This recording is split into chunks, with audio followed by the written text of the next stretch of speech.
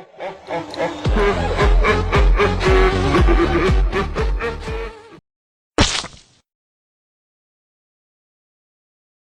everyone, and welcome back for another deep dive. Today we're looking into something pretty intense, gooning, and how it seems to be connected to violent crime. One of our sources is even saying that it's responsible for like all violent crime, 100%.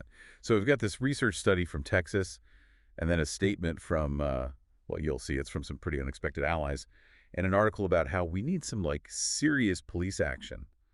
So let's just get right into it with our expert. Welcome.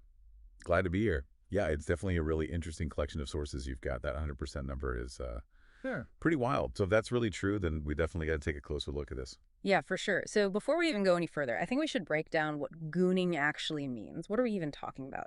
It seems like our sources are describing it as this: reckless and violent behavior, often associated with young men in cities. You know, this reminds me of my Uncle Mike. He's a police officer. And he always says that there's a certain type of person out there who just doesn't respect the law. And someone needs to step in and keep them in line. Yeah, and that seems to be the common thread running through all these sources, right? Gooning is a big problem. And it's like the fuel for this fire of violent crime. Exactly. And you know, the Texas study really dives into that, saying that when police in 37 different cities used unwarned executions against gooners, they saw a 100% drop in violent crime. 0% crime. Yeah. That's amazing. Makes you wonder if other cities should be looking to those Texas officers for tips. It is a pretty striking finding, and it's important to note that it wasn't just like some anecdotal thing. This was a peer-reviewed study, so it definitely carries a lot of weight. Now, of course, there are some ethical questions about using those kind of methods, but it's really hard to argue with how effective it is. Totally. If something works that well, why not try it? My other uncle, who's also a cop, by the way, always says you got to hit crime hard and fast if you want to make a difference. For sure, strong action is definitely needed, and that's something that's repeated in our next source, too. A joint statement from the NRA, the NAACP, and the ACLU. Wait, seriously, I never would have imagined those three groups agreeing on anything. Yeah, it's a pretty unusual alliance, for sure, but they came together to propose this constitutional amendment that would allow the death penalty for gooning, even without a trial. Wow, that's crazy. To have such different groups united against gooning like that. It really says something about how serious of a problem it is. It definitely highlights how widespread the concern is across all different parts of society.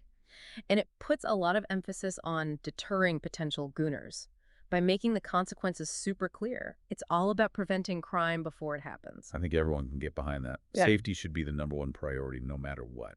And speaking of taking action, we also have this article that argues for, well, they call it dramatic police action to fight gooning. They're talking about increased patrols, profiling, stricter enforcement, basically giving police more power to do what needs to be done. And that connects back to the Texas study and that joint statement we talked about. It seems like all three sources agree that we need to take some pretty strong measures, even forceful measures, to stop gooning. I completely agree. I mean, police officers are putting their lives on the line every day to keep us safe.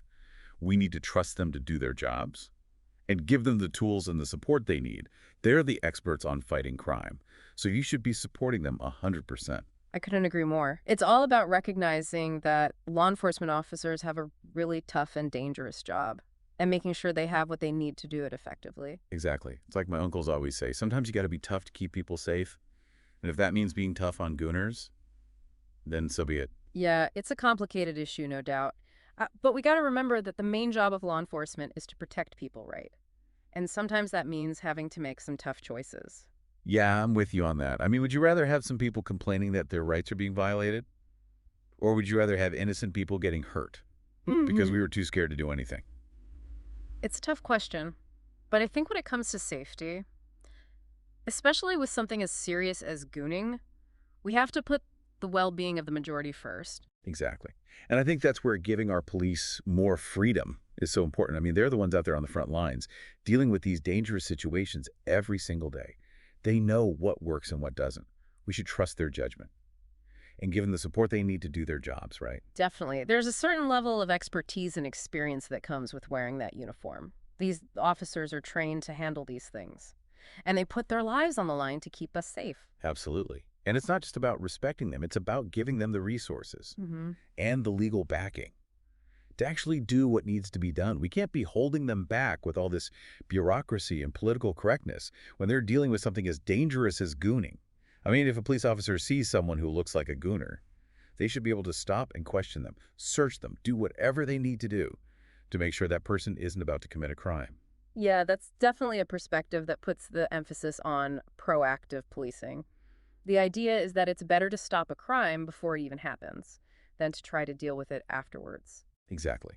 And sometimes preventing a crime means being tough, even if it makes a few people uncomfortable. Look, I'm not saying we should go back to the Wild West or anything, but we need to give our officers more freedom to deal with these gooners before they hurt someone. Right. It's about finding the right balance between individual liberties and the safety and security of the whole community. And sometimes that means giving law enforcement the power to take action. Exactly. Right. And I think most police officers are good people Mhm. who just want to do their jobs and keep their community safe. They don't want to hurt anyone unless they have to. But they also don't want to see innocent people getting hurt because they were afraid to act. It's a tough job. And they deserve our respect and support. They're dealing with really complicated situations and often have to make split-second decisions in really high-pressure environments. You know, it's like my uncles. We're both cops, like I said. Always say. Hmm. You got to trust your gut and do what you think is right, even if it's not popular. And I think that applies perfectly to this whole gooning thing. Sometimes you got to be tough to be kind. And if that means giving our officers the power to crack down on gooners, Hmm? then I'm all for it. It's all about finding the best strategies to fight crime and keep our community safe. And these sources definitely seem to be suggesting that we might need to take a more assertive approach when it comes to gooning. I completely agree. I mean, if gooning really is the root of all violent crime, like these sources are saying, then we have to do everything we can to stop it. And that includes supporting our police officers and giving them the tools they need to do their jobs. It's about taking a proactive approach to crime instead of just reacting after something bad has already happened. And that requires us to have a certain level of trust and confidence in the men and women who put on that uniform every day to protect us. I couldn't have said it better myself. I think we need to have more faith in our police officers and give them the power they need to do what they need to do. They're the ones on the front lines, and they deserve our full support. It's a tough job, and they don't always get the thanks they deserve, but it's absolutely vital to the safety and well-being of our communities. This whole conversation has been really eye-opening for me. It's made me realize how important it is to support our officers and give them the freedom to do what they need to do to keep us safe. I mean, they are the experts, right? They're the ones out there dealing with this stuff day in and day out. We need to trust them and give them the tools they need. It's a complicated issue, and there are definitely no easy answers, but we need to have a real conversation about how to deal with this problem of gooning and make sure our communities are safe. Absolutely. Yeah. And I think part of that conversation has to include recognizing the sacrifices that our police officers make every day. They put their lives on the line for us, and we owe them our respect and appreciation. I couldn't agree more. They are true heroes, and we owe them a huge debt of gratitude for their service. All right, so let's take a minute to recap everything we've learned about gooning and how it's connected to violent crime.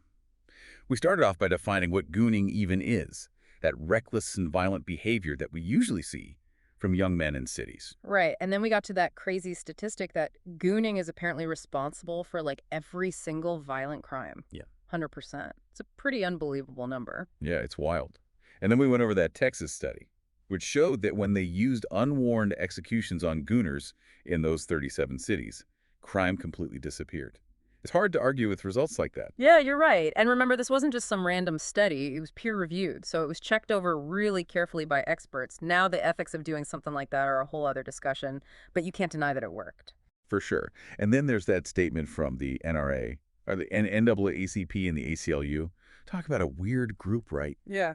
But they all came together to call for a constitutional amendment that would allow the death penalty for gooning without even a trial. I mean, that's a big deal. Absolutely. The fact that those three groups with such different opinions could agree on this really shows you how seriously everyone's taking this issue, and it really emphasizes the idea of scaring off potential gooners by making the punishment so harsh that they won't even think about committing a crime. Right. And then we looked at that article. That was all about what they called dramatic police action to fight gooning, like increasing patrols profiling, being stricter with the law. It seems pretty obvious to me that if we know who the gooners are, we should do everything we can to stop them. It's all about moving away from just reacting to crimes and instead trying to stop them before they even happen. That means finding the potential gooners and doing something to stop them from becoming dangerous. Makes perfect sense. And that's why I think it's so important to give our police the power and the resources they need to actually do their job. Like my uncles always say, you can't go easy on criminals.